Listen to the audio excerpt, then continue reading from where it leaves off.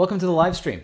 It is the 16th anniversary of 9/11. Going to talk a little bit about that. I'm going to tell a story that I've told before, actually, about where I was on 9/11 16 years ago. I will be taking your questions. We'll be talking about really a lot of other things. I'm trying to get back into the live streams. We had David Pakman Show Summer Vacation sort of in the second half of August, and then it's been so hectic since I got back I'm now teaching a course as an adjunct professor at Boston College here in the Boston area. That's been incredibly busy, and just catching back up with the show and so much different stuff going on that it's been tough to do the live streams, but I am trying to recommit to live streams, and that is hopefully part of what I'm doing today. I'll tell you a little bit about what will be on the program tomorrow. And really a lot of things to talk about. All right. So first and foremost, if this is your first live stream, live streams are live except when they're not, except when you're watching a replay, and you can use Super Chat below to ask questions or to send comments. I will read them. I will then respond. If it's a question, I will respond. If it's a comment, I will react. And that is using the $ at the bottom of the chat window. Very, very easy. Feel free to do that. Also, new members and patrons who sign up during the live stream will get thank yous from me. I will sing your praises as if you were an incredibly good person. And by that, I mean, I have no reason to think you aren't. And anybody who supports the show, I can only imagine, are really the best people. They're really sending the best people to support the show, and as a result, I assume most are great people. Membership you can find out about at davidpakman.com/membership, Patreon at patreon.com/davidpakmanshow. I'll mention this later, but we've launched any number of patron benefits now. It used to be that Patreon was just like, hey, here's some money.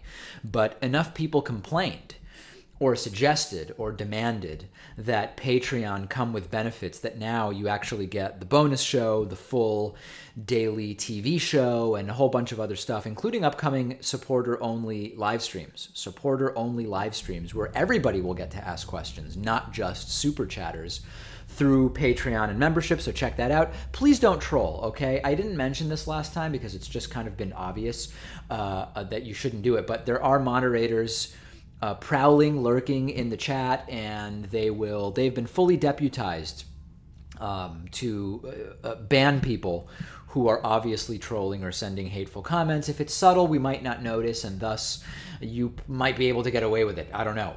But that's definitely something to be aware of. So 16 years since 9/11, I find that every year on the program, I talk less and less about 9/11. And it's not because it doesn't matter. In fact, it's had such a huge influence on American society in terms of security, in terms of what happens when you travel on an airplane, in terms of the justification for surveillance, right? 9/11 has had a major impact. There's people now who are voting who really don't remember 9/11 in any detail, if at all. And it's not that I don't think it's important to talk about 9/11, but increasingly I find that I have less and less to say on each 9/11 anniversary. On the 1-year anniversary, I was senior in high school in 2002. And that felt very different than the 5 and 10 and 15-year anniversary. But I will tell you where I was on 9/11. I was in junior year in high school psychology class. And a student whose name I can't believe I don't remember had been excused to go to the bathroom, and came back in, and at that point it was probably 8:55 in the morning, maybe 9 a.m. or something like that, East Coast time. And he said, interrupted the class and said, "We're under attack. It's crazy. It's World War III. It's a terrorist attack," or something along those lines. And he was kind of a known troublemaker, constantly disrupting the class. And our psychology teacher, who has actually recently passed away and is someone I kept in touch with after high school, said, "I'm sure everything's fine. You've disrupted the class enough today. Sit down and let us get back to today's class," or something along those lines. And of course, the student was right. Something crazy had happened. And the next day, I remember it like it was yesterday, even though it's been 16 years 15 years, 364 days, I guess, the day after this happened, our psychology professor said something along the lines of, I need to apologize to, for some reason, I think maybe the name was Eric, but I don't remember the guy's name. You were right, and there was a big thing going on, and I'm sorry that I reacted the way I did. And he looked around and he said, we will all probably forever remember this situation. And this guy, whose name I'm not sure of, coming back in and saying, this is what happened, and me not believing it, etc. And I do remember it. I remember it like it was yesterday, although I don't remember the guy's name. I don't remember the student's name, although I think that it was Eric. And whenever I tell this story, often someone knows who I'm talking about. And interestingly, before our psychology teacher did pass away a few years ago, I bumped into him, and he said, people come up to me and they say, David Pakman says that he was in your psychology class and that you said this and blah, blah, blah. Is that the case? And he said, I genuinely don't remember. I assume that David's telling the truth, but I genuinely don't remember if that's the way it went down. Quite a little story. And I think people who were in a particular place, like the Boston bombing marathon, for example, which now was, I guess, more than 4 years ago. I think it was 2013, May of 2013.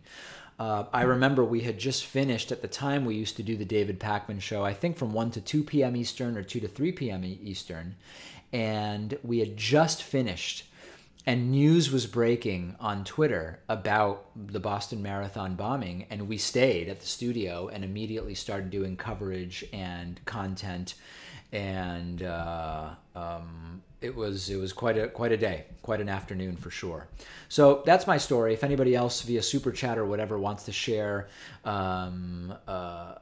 their stories, I'd be glad to share them. But I don't know, is it okay to talk about 9/11 less and less as time goes on? I mean, should we be memorializing it in some, I don't know, particular way every single year? I think that it's, if you think we should, it's interesting to think back to something like Pearl Harbor, which I'm sure in the 5, 10, and 15 years after that happened, the feeling was very different than when a growing percentage of the people left on the planet were not alive on that day, and sort of the meaning that it has for them. I don't know, but I'm interested in hearing your thoughts about it. Okay, I'm involved in this new paradigm now at the audience request, where I am drastically limiting the amount that I talk during the live streams about both membership and Patreon, and seeing whether we get just as much buy-in from people than when I do telethon style David Pakman live streams, which some people seem to enjoy and think are funny, and some people say, David, just talk about politics. So I'm going to try that again today, okay? Last live stream, I only talked about Patreon membership and the YouTube ad boycott at the beginning, middle, and end of the thing for like 30 seconds. And I'm going to try that again today, and we'll sort of see how it does. If you're not aware of what I'm talking about, there is this thing called the YouTube ad boycott that's going on. We no longer make really any money off of YouTube, okay? We've lost about 85 to 88% of our YouTube ad revenue, started the year strong, lost 99% of it when the YouTube ad boycott first started, looked like things were recovering, and then things fell off a cliff. And I should actually update this chart, because this chart, point 4 on this chart is July, which is when it was sort of like YouTube ad boycott part 2. It's gotten even worse since then, and I will update that before the next live stream. So basically that put a big, threw a big monkey wrench into how we would be funding the future planned growth of the David Pakman Show. So we're basically trying to replace that revenue in 2 ways. Number 1 is membership, which you sign up for at davidpakman.com/membership. There are great members-only benefits. The members-only benefits include the commercial-free all-access pass, as well as the bonus show. We do have a 40% discount code available for membership, which is I voted 17. If you sign up for membership during the live stream, I will tell you what a great person you are and thank you. Like, for example, Suzanne Hartman. Suzanne Hartman just signed up while I was chatting. And what I can tell you is Suzanne Hartman is an incredible person, a very, very good person, a kind person, and a person that values independent media. You can also try a David Pakman Show membership. This is new now, for $1. You can get a week trial membership for $1 at davidpakman.com/dollar, all right? And then you can decide what you want to do with that membership. You can also get these great member benefits, the commercial-free show and the bonus show, through Patreon at patreon.com/davidpakmanshow. We are trying to get once and for all to 2,000 patrons. We were very close at the end of August, but unfortunately at the beginning of every new month, some people's credit cards expire and we get knocked back down to something like 1,850 patrons. We are back up to 1,900, and I would love your help getting to 2,000. Once we get to 2,000, I'll do an entire show with my hair like this from the studio, which is going to be a scary event, and it will be an event that might raise eyebrows, although here in this picture it seems like it's not so much eyebrows that are raised, but all the other hair on my head. And you can now get both the bonus show and the commercial-free TV show as a Patreon donor, and I will also do thank yous there. Okay, so if you want to read more about the YouTube ad boycott, check out our press page at davidpakman.com. Very, very good article in Wired about what is going on with the David Pakman Show YouTube channel. Very, very good article in the New York Times by Amanda Hess about what's going on with our YouTube channel. So a lot of stuff available and going on, and we will leave it there.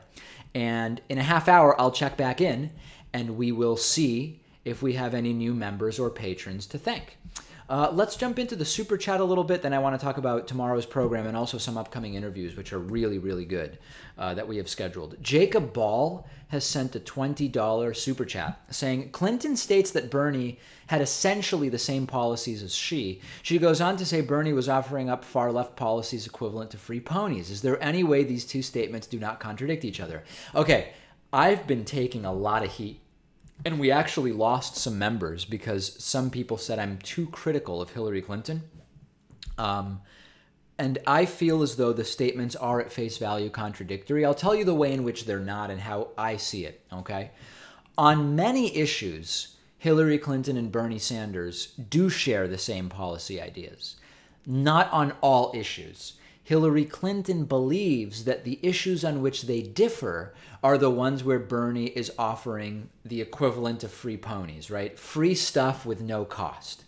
I do agree that where Hillary Clinton and Bernie Sanders differ, it does often have to do with economic policy. I've been critical to the extent that I praise Bernie Sanders and voted for him in the primary and ultimately voted for Hillary Clinton in the general election.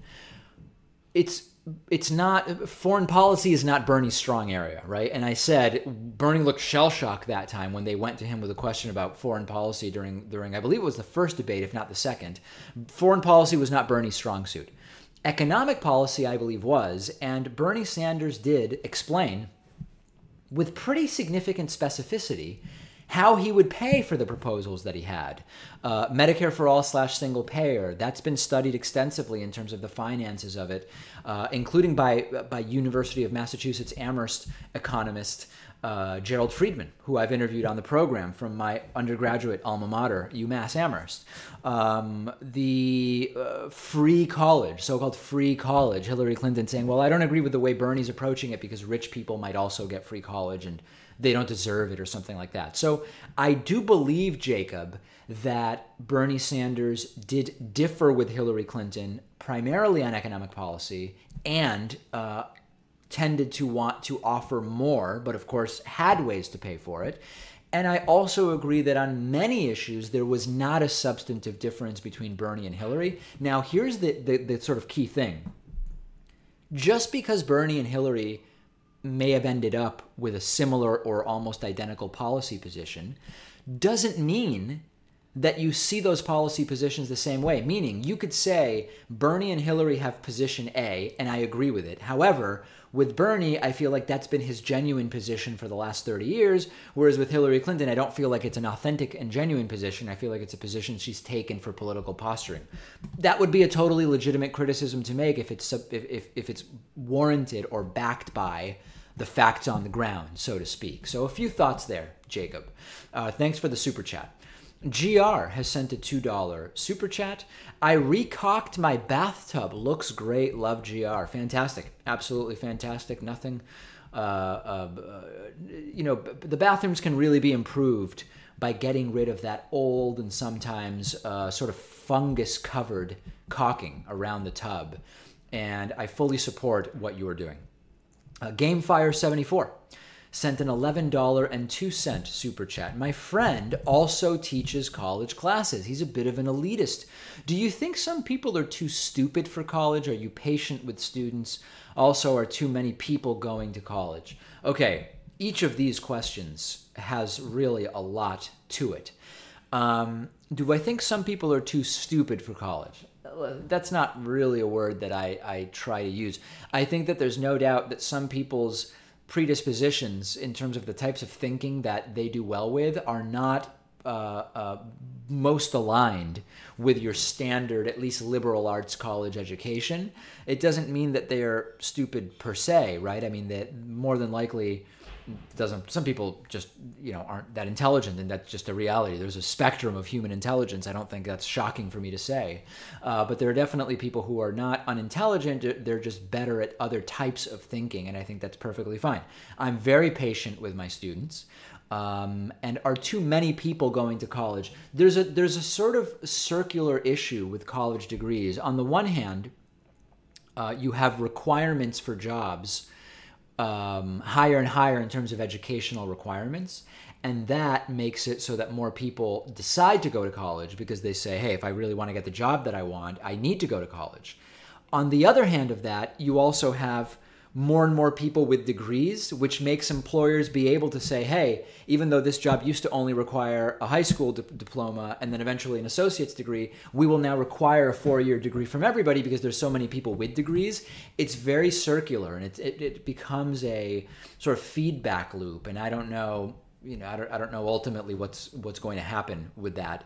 Part of what's happening is that college is getting more and more expensive. Any Ghost has sent a $20 super chat. David, if corporate-sponsored established media, pseudo-progressive NPR, can do pledge drives, then independent media should be encouraged to do so. Your voices are too important not to. I appreciate that, and I appreciate the $20 super chat. Here's the thing. I get that most people who tune in to the show, they just want the day's news or whatever, right? I mean, they're not tuning in to hear me talk about how we need people to sign up for membership and Patreon. So I totally get that. I think NPR and PBS, people are more aware of the fact that that's how those are funded. I think with online news, there's often the assumption that either number one, it doesn't make money because the people doing it are doing it as hobbies. Of course, the David Pakman Show is a full-time job for multiple people. And so we are in a different financial situation. We do a 5-day-a-week show. We have staff. We have infrastructure. We have a studio and all this other stuff. So I do agree with you. Yeah, it would be great if independent media were more encouraged to do pledge drives and that type of thing. But at the same time, I get it. We can't do too much of that because people just tune out. And that's why I'm trying during these live streams to talk less about membership and Patreon. Although I'm worried because, the live streams do drive a lot of Patreon and membership signups. And last time I tested just a couple of mentions, it didn't go that well. We had far fewer people on that live stream than we had in other ones. So I'm sort of trying it again. But I appreciate the support. And I do think that it would be better, a lot of people don't think about how much they spend on cable TV, although many people are cord cutting, or on a latte, right? You hear a lot of this latte criticism, but I think there is something to it. And if only, 2% of our YouTube audience threw $2 a month at us, I wouldn't have to even talk about raising money because we'd have all the money we need and we'd have the staff we need and everybody would be well taken care of and we'd be in good shape. You know what I mean? So that's sort of the reality. If we could get more people saying, hey, I'm probably in the top 5% income-wise, let me make a little bit of a contribution, or I'm in the top 10% income-wise in the country and I can contribute $1 or $2 or $5 or $10, then it would make a huge difference. I wouldn't have to talk about it nearly as much. Brian Finley has sent a £5 super chat. What do you think of the concept of the soft bigotry of low expectations? Very good question. I think the concept of the soft bigotry of low expectations is valid, but I think it is often used by the right to criticize affirmative action or social welfare programs targeted at certain populations. So let's see if we can break it down. There's no question that expecting less of people based on race, ethnicity, national origin, whatever, right? That is a form of bigotry. In other words, to say, I am going to expect less of X or Y because they are, and I'll just pick something because I'm from Argentina and I'm an immigrant to the United States, because someone's South American, right? So South American moves to the US, I'm going to expect less of them because they're South American. That is a form of bigotry, which you're saying, I'm not even going to hold them to as high a standard because I already am seeing them as less capable or whatever the case may be. Totally agree. However, you often see right-wingers take it even further and say, and as a result, we should get rid of affirmative action because affirmative action is a sort of bigotry by saying certain groups need more help merely because we see them as having lower potential because of whatever identifying factor, class membership you want to say. And there's nothing bigoted about saying, hey, hold on a second. If we consider historical oppression and discrimination and segregation and so many other elements of society, affirmative action is not meant to give an advantage. It's meant to be an equalizer, okay? And so really good question. You know, it's kind of it's a tough thing because with a lot of these issues, the right has sort of cornered the market on the simple talking points when the reality is much more complicated. And nuance is way less compelling than angry talking points. And it's something that the left has to contend with. Think about taxes, right? Hey, taxes are the government stealing from you. That's your money. Lower taxes are better. The liberal position isn't taxes are great and we should maximize taxes. That would be sort of the opposite. But it's not the progressive position. It's, well, taxes are necessary for a well-functioning society with many of the common resources that we all take for granted, and we should make sure that we are taxing the population appropriately, but not in a way that goes overboard, right? It's not as quick as, hey, that's your money. Take your money back. And I think that's also relevant with this concept of the bigotry of low expectations. Jacob Ball has sent a $5 super chat. Will you be seeking permission to post your lectures on your channel? I think a lot of your subscribers would be interested in seeing them. Yeah, I think that what Jacob is referring to my lectures at the class I'm teaching at Boston College. And this is the first year I'm teaching, and it's the first year that the class I'm teaching is being taught. So I'm taking this as a sort of get up to speed semester, and I don't plan, and the lectures haven't been filmed that I'm aware of, and I don't plan to post them from this semester, but I'd be open to looking at that if I am invited to teach a class again, and particularly if it's this class, then that's certainly something I would look at doing. Christina with a $2 super chat. What do you do for exercise? Okay, let's see. So in the summer, typically I run outside, and then I will also swim. I have a gym membership, and I will swim a half mile at a time. I guess what I mean is a half mile in a day per session or something like that. And what else do I do? And I'll do some weights at the gym. In the winter, I'll usually run inside at the gym. I try to swim, but I feel less like swimming when it's freezing, and I'll do weights. That's basically it. And then sporadically, I've been in social sports leagues, like, basically beer leagues. I did a soccer one when I lived in Brooklyn, and I might do volleyball here in Boston. Bicycle as much as I can. Went for a nice 15-mile ride on Sunday, in fact. I think that's mostly it. Yeah. GR. Popping up with a $2 super chat. Pac-Man-ing is not a crime. Love GR. Couldn't have said it better myself, GR. Absolutely could not have said it better myself. Okay, I want to tell you about some of the interviews that are coming up on the program because there is some really good stuff coming up. First of all, tomorrow on the broadcast show, we will be releasing and broadcasting our long-form investigation into both voter fraud and voter suppression. Now, you will notice that one of those things is real and the other isn't. You probably know which is which. and tomorrow we will be doing our long form piece on that. A lot of audience proposed interviews coming up. On Wednesday, I'll be interviewing Steve Leto. He's a lawyer who specializes in automotive law, and this includes warranties, lemon law, car sale law. He wrote a book called The Lemon Law Bible, and he's got a podcast, and he came highly recommended by a number of our viewers and listeners, and I'm going to be interviewing him on Wednesday, which I think is going to be absolutely fantastic. And then I am really looking forward to this. On Thursday, I'm going to be interviewing Blake Crouch. I recently read the book Dark Matter, a great sci-fi book by Blake Crouch. Very, very dark, incredibly dark sci-fi book. And I'm going to be interviewing him on Thursday. He's also the screenwriter and I believe producer of the program Wayward Pines, which is also based on a series of books. So I'm really, really excited about that. Now, here is where I need your help, okay? I've got an interview coming up next week with the fired Google employee, that guy James Damore, who was fired by Google after a memo that he wrote criticizing the diversity policy of Google went viral. Interestingly, he reached out to us saying he's a fan of the David Pakman Show. Of course, I don't know specifically whether that's true or not, but okay, James Damore said he's a fan of the David Pakman Show. He said he'd be interested in being on. I'm interested in speaking to him. He has said in other interviews with less progressive hosts that he hasn't been doing interviews on left-wing media because he hasn't been invited, so I invited him, and we are going to be interviewing him next week. I want your suggestions for questions for James Damore because there is a lot to discuss. There is a lot to discuss with James Damore, and I think it's going to be really, really interesting to speak to him. And, you know, if this ends up, I see somebody in the chat saying this is his 15 minutes of fame for James Damore.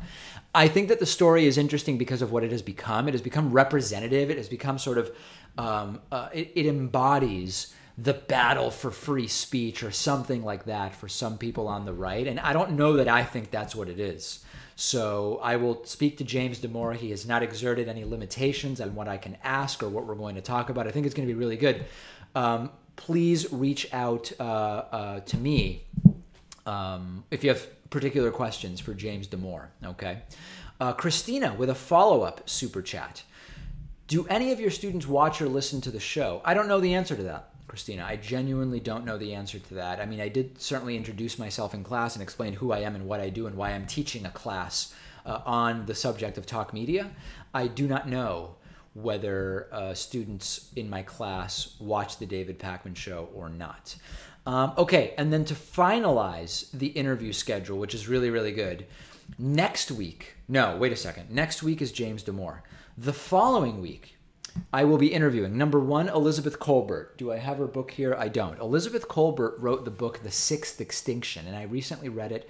This was a book that Barack Obama read, and it's a book that Barack Obama recommended, and it is about whether whether the Earth is in a sixth major extinction right now, above and beyond what's called the background level of species extinction. The book argues that we are, and Elizabeth Kolbert has agreed to be on the program. And I'll be honest, she's pretty in demand. She writes for The New Yorker. This book is a book that has done incredibly well. I was sort of surprised that she got back to me as quickly as she did and said I'd be glad to do it. And we'll be doing an interview with her. And also, I will be interviewing Ken Caldera.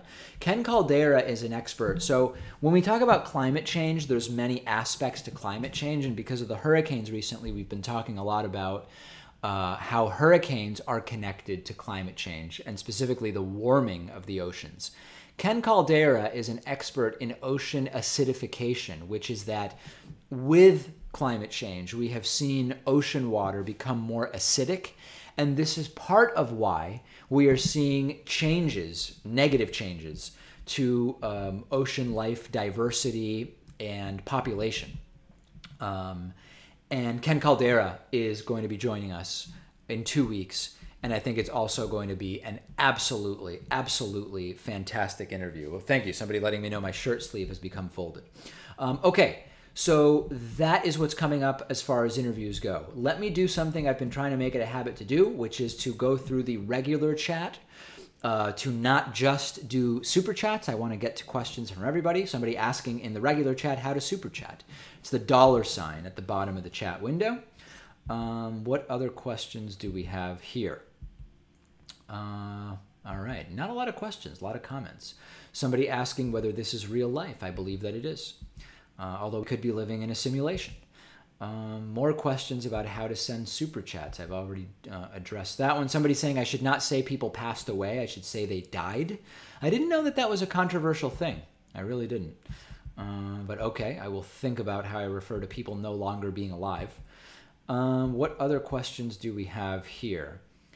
If you are scared of less new members or patrons, why don't you try a nonstop banner at the bottom of the screen asking people to sign up so you don't have to talk about it? Yeah, you know, so actually, let me talk about a couple tech things for the live streams. Last time, people suggested that I use, let me just check, I want to make sure I named the company correctly, Streamlabs, that I use Streamlabs for many of the functions of the live stream, including receiving donations, so I don't have to, so YouTube doesn't get its cut of the super chats. I've looked into Streamlabs. It seems you can do a lot of interesting things, including putting up graphics at the bottom.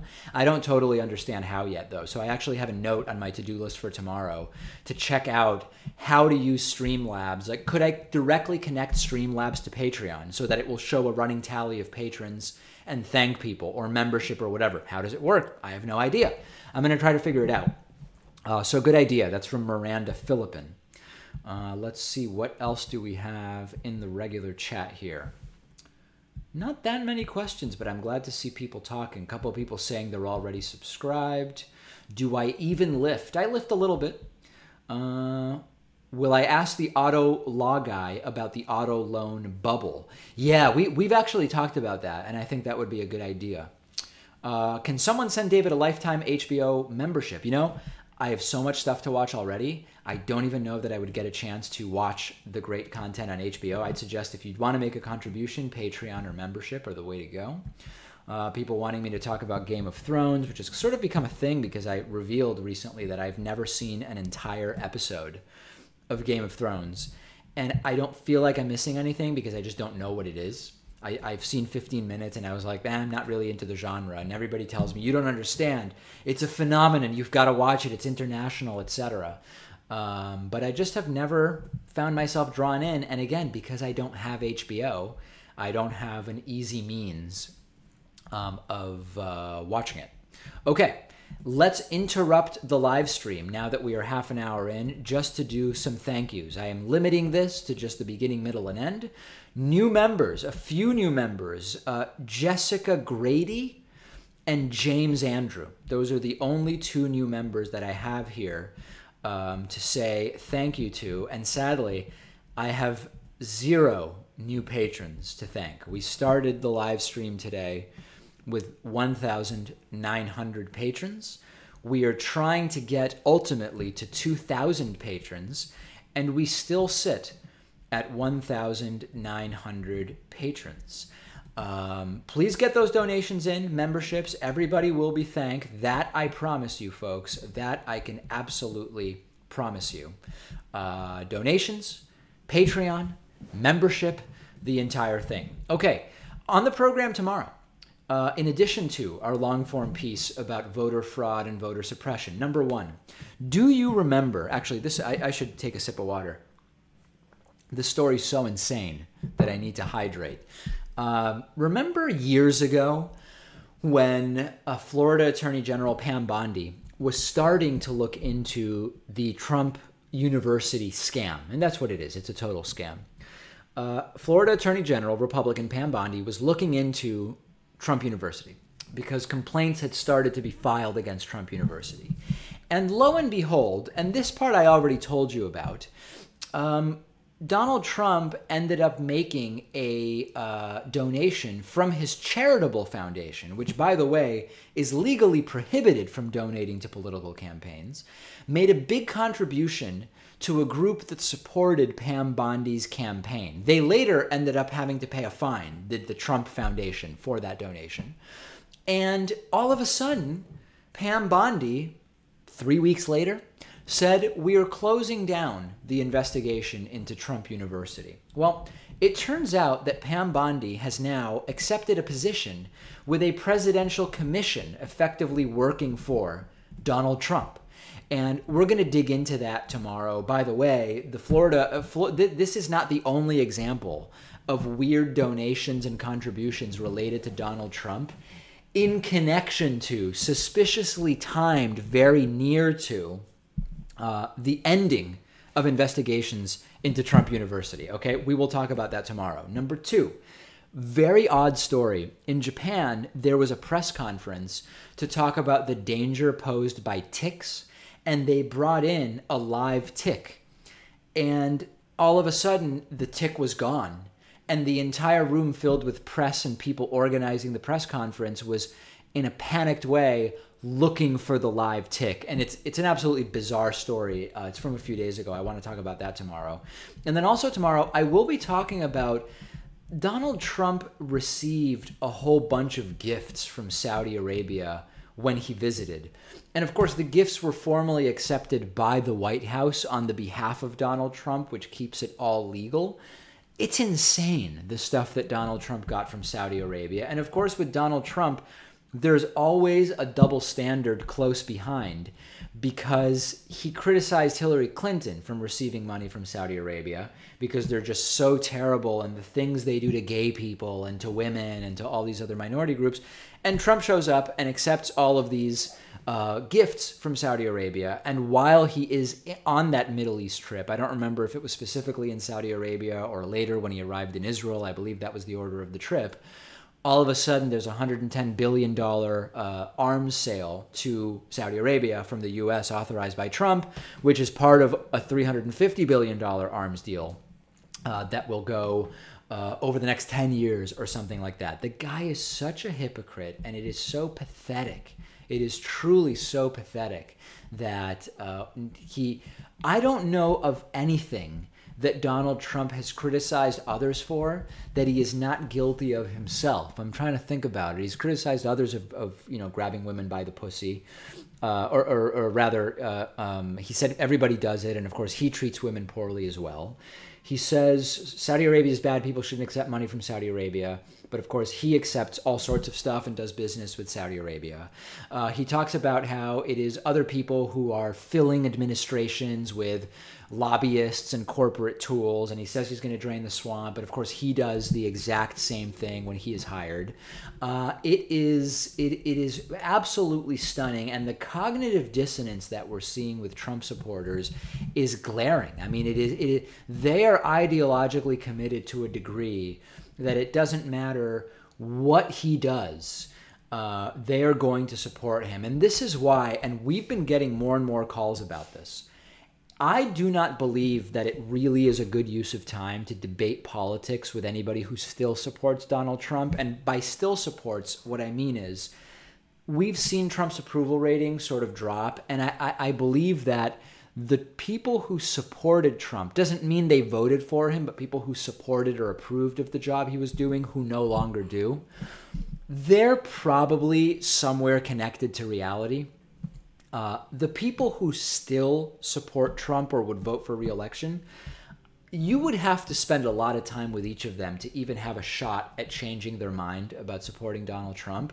With only 50% voter turnout in the last election, pragmatically speaking, just try to get more people to vote, right? You are going to be able to spend X amount of time, and you will be much more effective spending that amount of time getting people to vote in 2018 and 2020 than convincing Trump voters to vote for someone else. And I just don't think it's worth it. You are going to drive yourself completely crazy, first of all.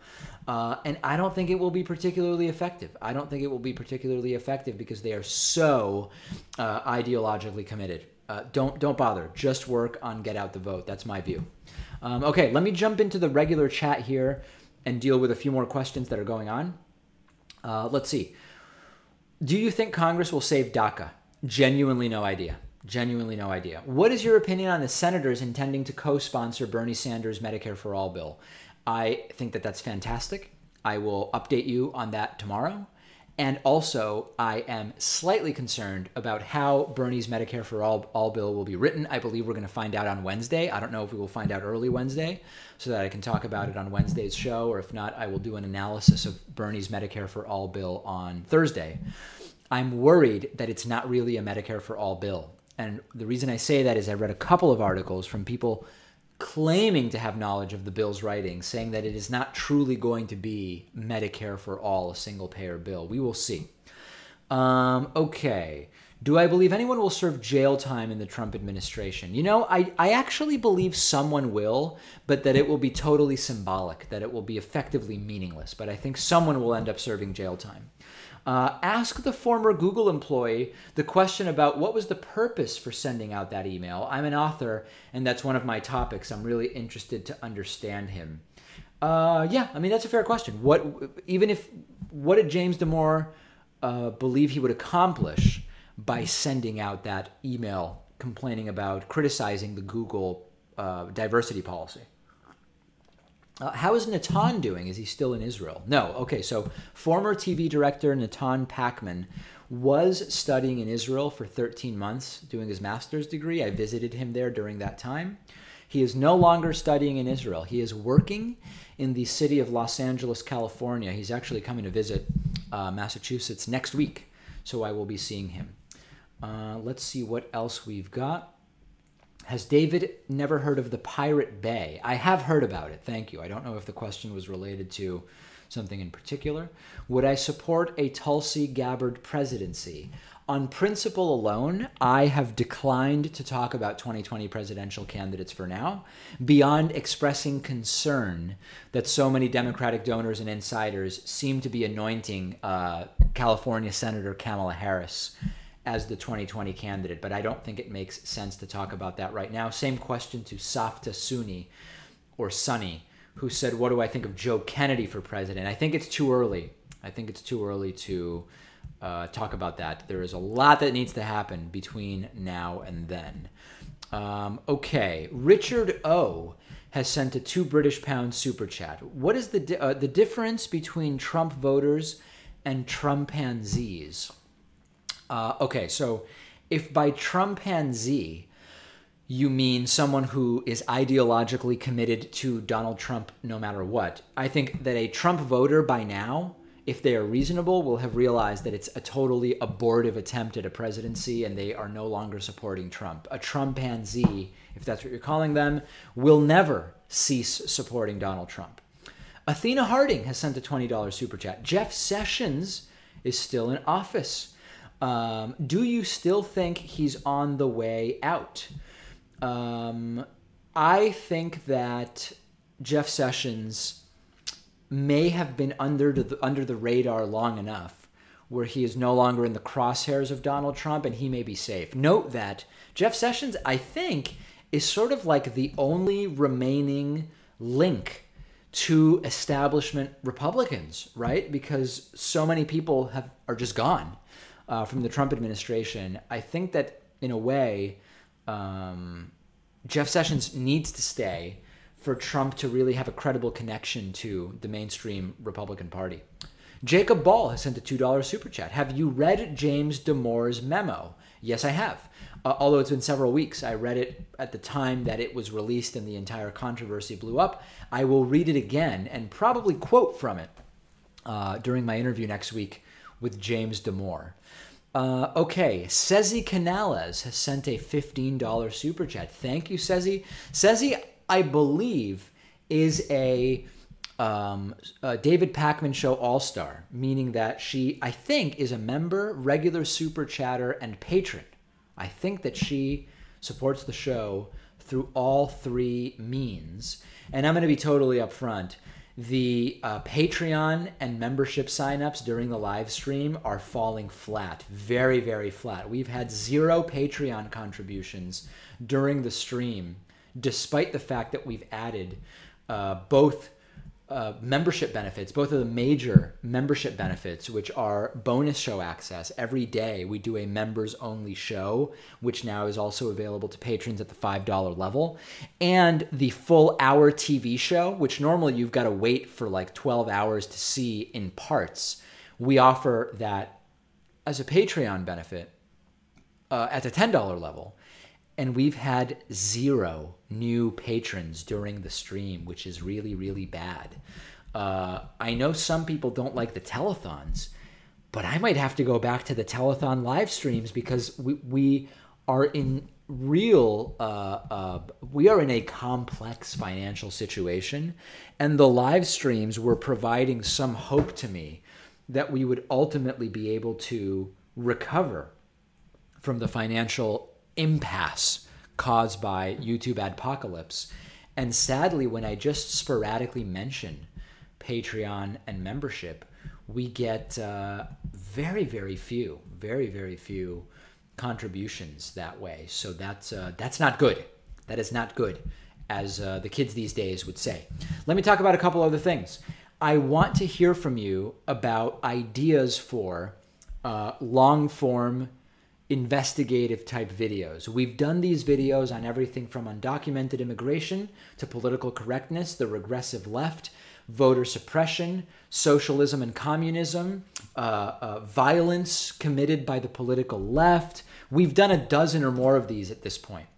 I want your help in guiding the future of the long-form pieces. Right now, David Pakman Show producer Noah Ferguson is working on, I know this is a controversial issue, I think it's going to do really, really well when we are finished with this piece. Race and IQ. Race and IQ is actually a topic that's been around for a long time. It has an ugly past that relates to eugenics and a lot of other really, really horrible stuff. It reappeared sort of prominently in political discussion because Sam Harris did an interview with this Murray guy, first name I'm blanking on, who wrote The Bell Curve. And is it Douglas Murray? The Bell Curve. Murray. I know I'm going to feel so stupid when Charles Murray. Douglas Murray is someone else. Yeah, Charles Murray wrote this book about the bell curve, connecting intelligence to race. Anyway, we're doing a deep dive. I heard from Noah Ferguson about this today. We spoke about it. He said, it is very mathematically intensive. And we are doing a really good piece on it. And don't think for a second we're only going to talk about the merits of the argument. We're going to talk about why or if it makes a difference in terms of thinking about public policy, okay? So that's a really, really good piece. Send me your thoughts, ideally through the website, about what other pieces we should consider doing. We've got a lot of stuff planned. GR has sent a $2 super chat. I am a good salesman. Employ me for free. Love GR. All right. Well, I don't know exactly what I would employ you for. I become flummoxed by GR's super chats very often because I don't know how to handle it, basically. Jordan Barnard has sent a $2 super chat with no question or comment. Thank you very much. Oh, I see. And Jordan sent a $2 super chat, but then asked his question in regular chat, saying, David, do you watch the Netflix show Narcos? I think it's a good example of why drugs should be legalized, taxed, and regulated. How about a long-form piece on the war on drugs? That is a good idea. Long-form piece on the war on drugs. And in fact, I'm gonna do you one better, Jordan. If I can find our shared document that we use internally for ideas, yes, here it is. I am going to add that. The war on drugs. All right. Very, very good idea. So we will consider that. I have watched season 1 of Narcos. I got a little, this is such a dumb thing in a way. What made the program difficult for me to watch is, so I'm a native Spanish speaker, having been born in Argentina. And of course, Pablo Escobar was Colombian and he spoke Spanish natively. The actor who plays, at least in the first season, I don't know where the program went, the actor who plays Pablo Escobar in the first season of Narcos is Brazilian, and he speaks Spanish with an accent, with a non-native speaker accent, and it becomes just annoying to me that there's no way Pablo Escobar would be speaking that way. And, you know, we see this often in American movies where if you have characters who would be speaking French, they speak English, but with a French accent. And that's really annoying. This is next level annoying, where you have them speaking the native language, but with an accent that doesn't actually make any sense. So that's actually why I dropped it. But people have been telling me that it continues to be really good, so I should probably get back into it. Miranda Philippin has sent a €5 super chat. Just rewarding you reading out my remark from the regular chat earlier. Greetings from the Netherlands. Great to hear from you. Love the Netherlands. I have only visited, so where have I been? I've been to 2 places in the Netherlands. I've been to Amsterdam, one of my favorite cities. I mean, just stunning, stunning city. Beautiful city, great food, great people. Loved it. And I have been to Maastricht, which is a tiny city, big town, I don't even know what to call it, sandwiched between Brussels, Germany, and France. And I spent a day there in April during my trip to Belgium, and it was tremendous, absolutely tremendous, and great, great country. Okay, Brenna B has sent a $5 super chat. Have you ever said no to questions like, would you ever interview or debate someone? Should people just make suggestions and instead of asking, would you? You can phrase it however you want, Brenna. Yeah, sometimes I've said no because I don't think it's a good fit for the show, and I think it's maybe too niche or not interesting, or I'm genuinely completely uninterested. But generally, I'm open to suggestions. For interviews, and a lot of the interviews that appear on the program are originally suggested by people in the audience. So please suggest them. And by the way, I don't know how many of you are on our Reddit discussion forum, but at davidpakman.com/Reddit, there is a stickied thread. What are the most controversial topics right now? You can put suggestions for long form videos in there. And you can also put suggestions in there for interviews that you think should be done, but it's also good to just email me. You can email me suggestions for both interviews and long form pieces. Always welcome them, and very often I think that they're good ideas. Rigo Ordonez has sent a $2 super chat. With you on Narcos, did my tío Pablo wrong? Okay, yes, alluding to Pablo Escobar being his uncle, but yeah, agreeing with me that having a Brazilian actor play Pablo Escobar speaking accented non-native Spanish hurts the authenticity. Of course, if you don't speak Spanish and you're reading subtitles, it wouldn't affect you. Christina, $2 super chat. Uh-oh. Have you ever visited a bad city with bad food? I've not visited any bad cities. All cities I've visited, I sort of plan to and research so I know that I'm going to like them. I have been to places that didn't have great food, okay? You know what? I'm just going to say what they are because it really, what's the difference, right? I'm not saying the people there are bad. I'm going to name an American city that I didn't find the cuisine to be too good at, and I'm going to name an international city with caveats. I went to Detroit for Netroots Nation a few years ago. The food scene was not very good. We were in the downtown area. The group we were with, people from Sam Cedar was there, people from the Young Turks, people from Ring of Fire, and most nights we were getting dinner together. It was pretty tough. And there were a couple of restaurant announcements restaurants that were coming, but it was not the best, and I won't mention anywhere that we went. Now, here's a more controversial one.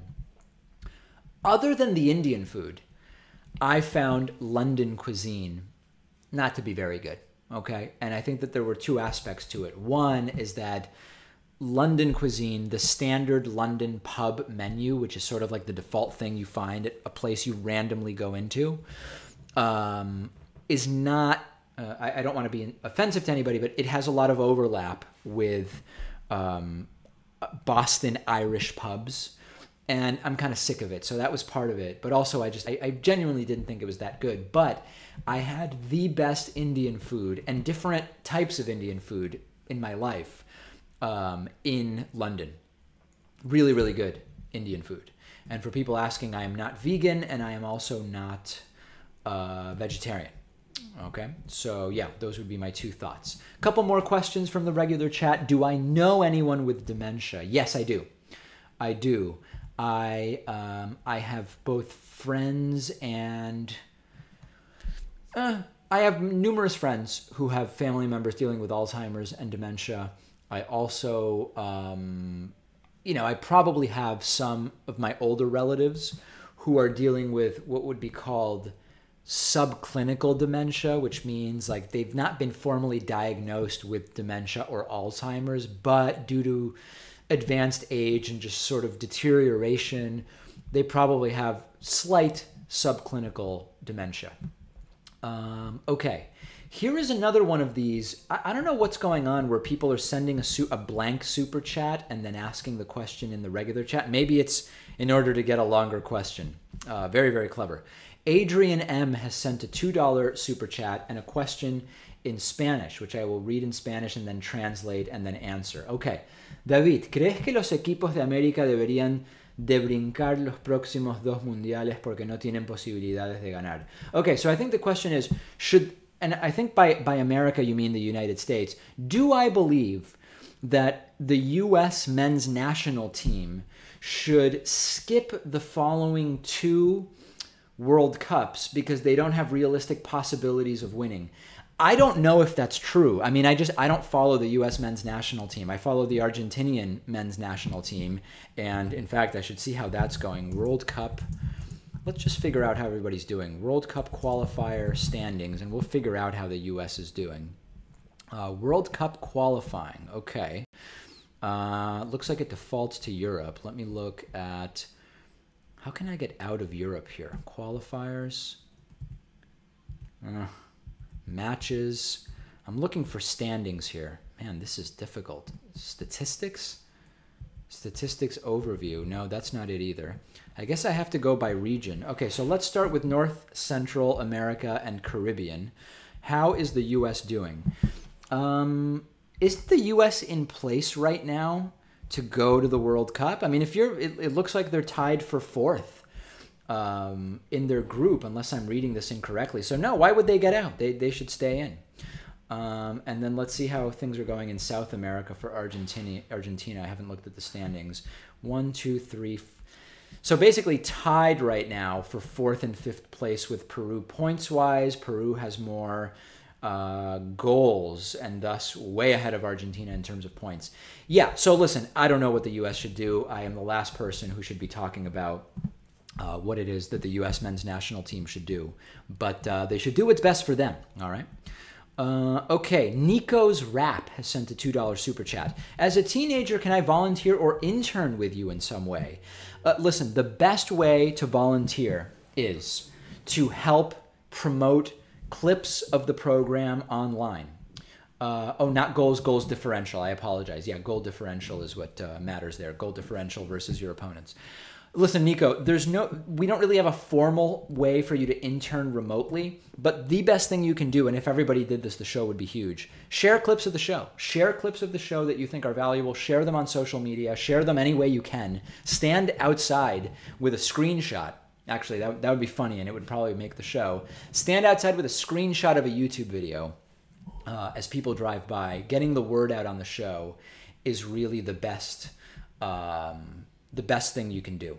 Any Ghost has sent a $10 super chat. David, you've asserted that Jill Stein is nutty. Are we not all safer with her nutty than the established nutty of someone like Clinton who advocating escalating tensions with Russia and the military? I can't do the full thing on Jill Stein right now, but needless to say, here's the way I feel. I voted for Hillary Clinton on November 8th in Massachusetts, not for any political posturing or strategic voting reason. I genuinely believe that of the 4 people that were on the ballot, that she was the best candidate. And I have a long, long, long list of criticisms of Hillary Clinton. I'll answer the question that way.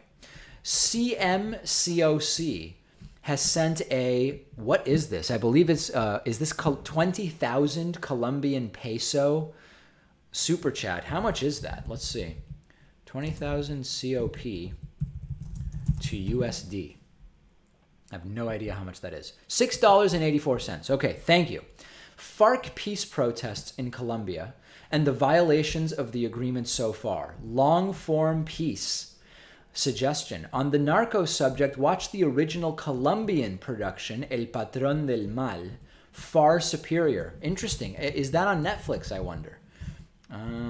I'll open that up and take a look. I did not know about that series, but I will check it out.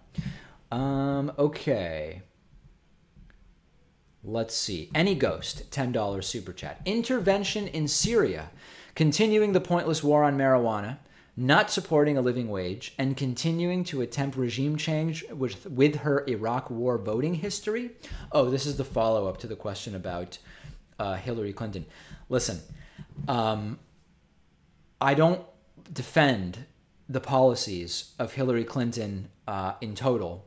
And in fact, there's many policies I don't defend at all. And I voted for Bernie Sanders in the primary. But I believe that Jill Stein was completely and totally out of her element. I think that she has dangerous positions on some issues, probably due to ignorance more than her being a bad person. And Jill Stein is not someone that I would support. Okay, video editor Scott has sent a regular chat message saying your main show audio is always muddy. Get rid of those mics, and the mic you're using now is crystal clear. I don't know about that. Every once in a while, I will get one complaint, like every few months, about the regular show audio, and then I'll ask the audience about it. No one else seems to agree that it's an issue. And I think our in-studio mics really sound pretty good. I really do. This is not a very good mic. Although, if somebody is a video, or rather audio tech, we are running our EVRE20s through DBX286A processors, and there might be a setting in the processor that might be making it a little muddy. I've got the low end completely off. The compressor is not particularly high. So if you're really knowledgeable about this, let me know, because I'm willing to make some adjustments there. Sean McGuire has sent a $5 super chat. Have you ever watched The Real News with Paul Jay? If so, what are your thoughts on their ideological slant? I did a panel in New York City. I hosted a panel at Left Forum last year. Paul Jay was on the panel from The Real News along with Sam Cedar and Ben Dixon, and it was a really great panel. The Real News is not my cup of tea. And I've never hidden that from anybody. The Real News is not my cup of tea, and I am not in line with their exact brand of progressivism. I'm not saying I disagree with them on everything or even nearly everything, but it's not my thing.